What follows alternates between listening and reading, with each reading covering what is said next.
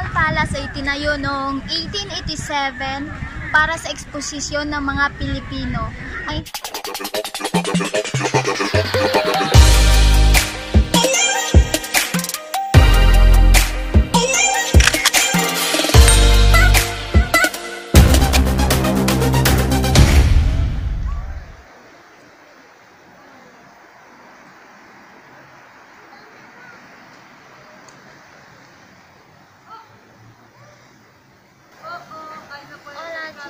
Welcome back to my YouTube channel! So today, since nag-walking me here in Retiro Park, I will show you the Crystal Palace, okay? Bye! Alright, alright, alright. Okay, okay, okay. Alright, alright, alright. Okay, okay, okay.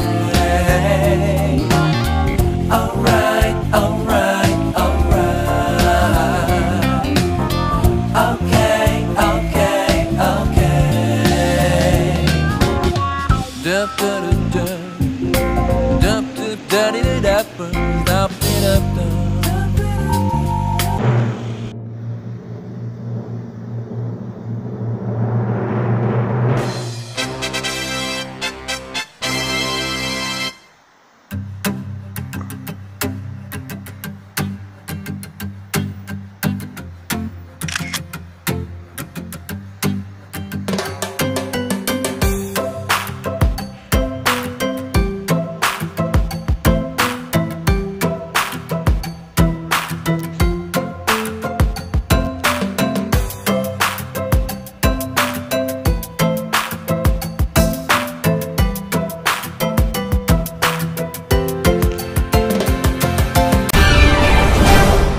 Chicos, I have a surprise. Wait.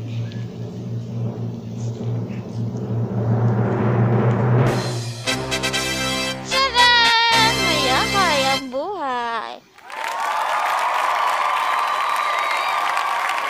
Yangay!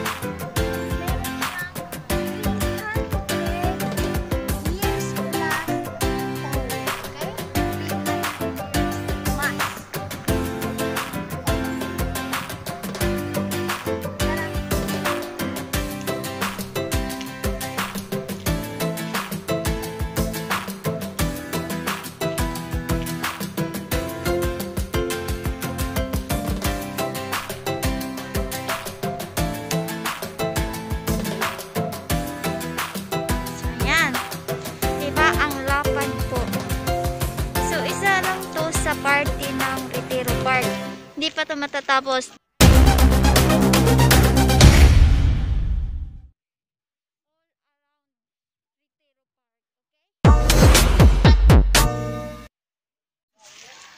Don't worry guys, kasi next time magba-vlog ako, ilibot ko kayo dito sa lahat ng magagandang pasyalan dito sa loob mismo ng Retiro Park.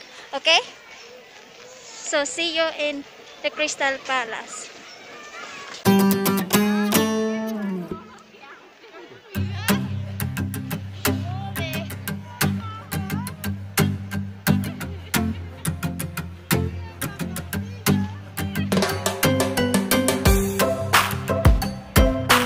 So, ayan po yung nasa loob ng Crystal Palace. Yung flowers lang.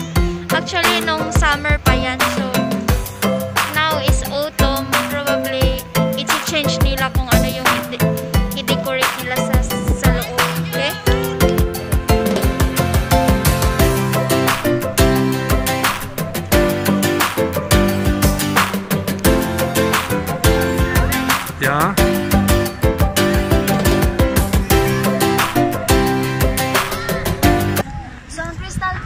itinayo noong 1887 para sa eksposisyon ng mga Pilipino. Ang eksposisyon ng mga Pilipino ay mga plants na natural, galing mismo sa Pilipinas. So ito yung halimbawa ng mga plants na tinatransport galing mismo sa Pilipinas hanggang dito sa Madrid. Okay? Itong palasyong ito ay ginawa ni Architect Ricardo Velasco Busco and Bernard Asins. So, before ito, meron na nito noong 1851 sa London. Mira, tingnan nyo po, ito po yung mga Pilipino, kapwa natin Pilipino. May maliliit na bangka.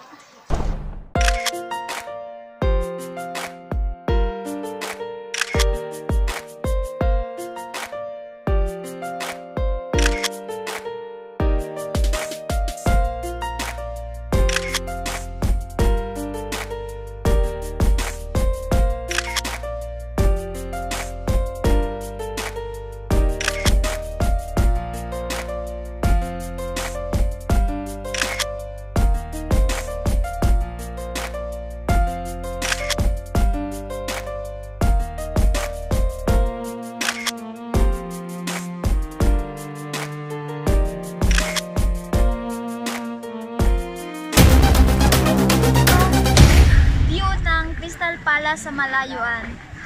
Go. It's very nice. Especially during night, it's very nice.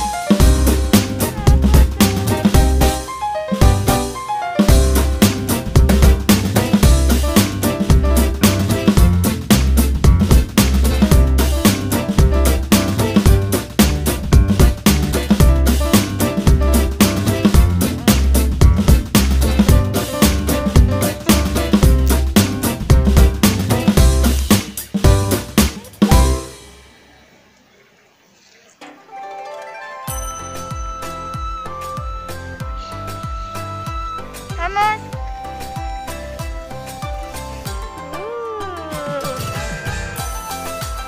Kita ke sapato na nambok tigig kaon si bahugan sa mga tao.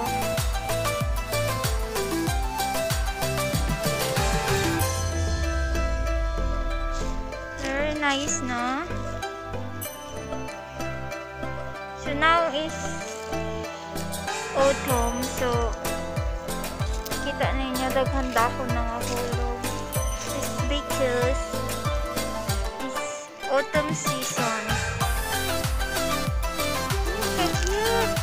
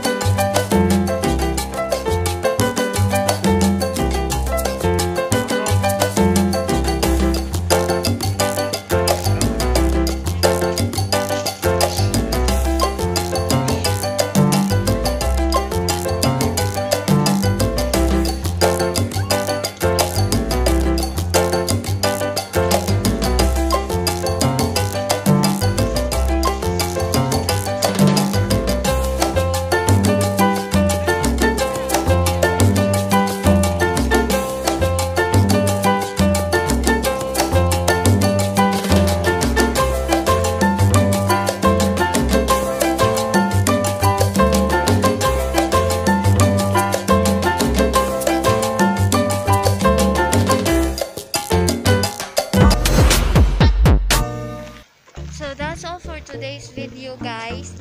So I hope you like it. And to those who haven't subscribed yet to my YouTube